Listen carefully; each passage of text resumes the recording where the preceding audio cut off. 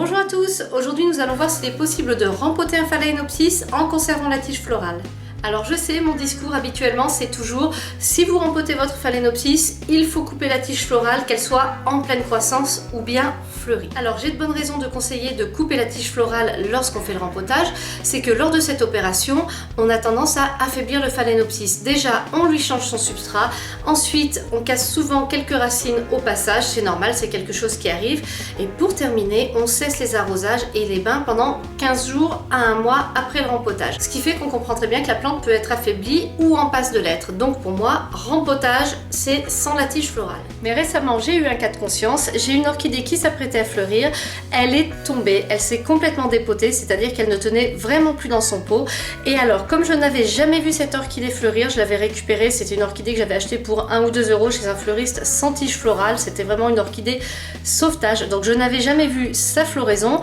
J'avais vraiment envie de la voir, mais en même temps, regarder dans quel état elle était dans le pot. Elle ne tenait vraiment plus dedans, ça aurait été idiot de la conserver comme ça. Donc je me suis dit, je tente le coup, j'ai trop envie de voir à quoi ressemble sa floraison, donc je vais la rempoter avec sa tige florale et on va voir ce que ça donne. Donc je l'étais dépotée, enfin elle l'était déjà en fin de compte, j'ai taillé les racines qui méritaient d'être taillées, j'ai dû tailler 1 ou 2 feuilles qui avaient besoin aussi d'être supprimées et ensuite je l'ai rempotée. Alors pour tout ce qui est taille des racines, des feuilles, j'ai fait une vidéo sur le sujet. Pour le rempotage pareil, j'ai fait une vidéo sur le sujet, je vous invite à aller regarder si vous voulez plus de détails sur ces sujets.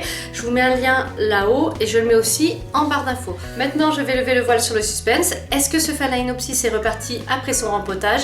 Est-ce qu'il a fleuri? Eh bien la réponse c'est oui, il a fleuri, il est reparti. Alors ne faites pas attention à la forme de la tige florale, ça ce n'est pas dû au rempotage. J'ai tenté un tutorage en arc et malheureusement je n'avais pas le matériel nécessaire, donc ça s'est fini un petit peu bizarrement on va dire.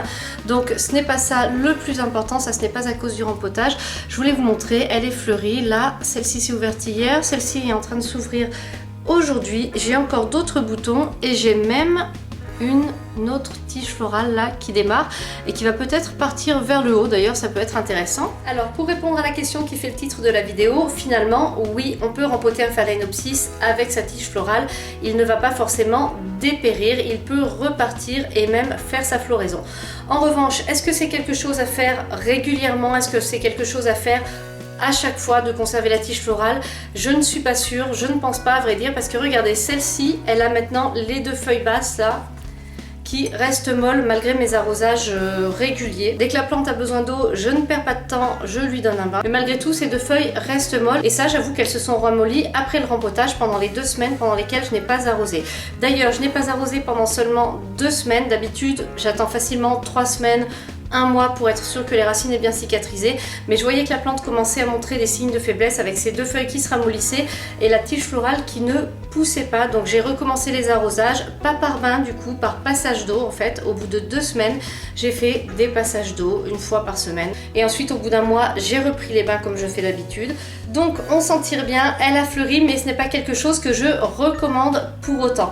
Là c'était un cas particulier, je ne savais pas du tout de quelle couleur serait sa floraison, j'étais très impatiente. Je n'ai pas pu m'empêcher de garder la tige florale parce que j'avais peur après de devoir attendre encore super longtemps après le rempotage. Je suis contente, mais je vous conseille de réserver ça à des accidents, c'est-à-dire une orchidée par exemple qui va tomber, qui va se dépoter alors qu'elle était en train de préparer sa floraison.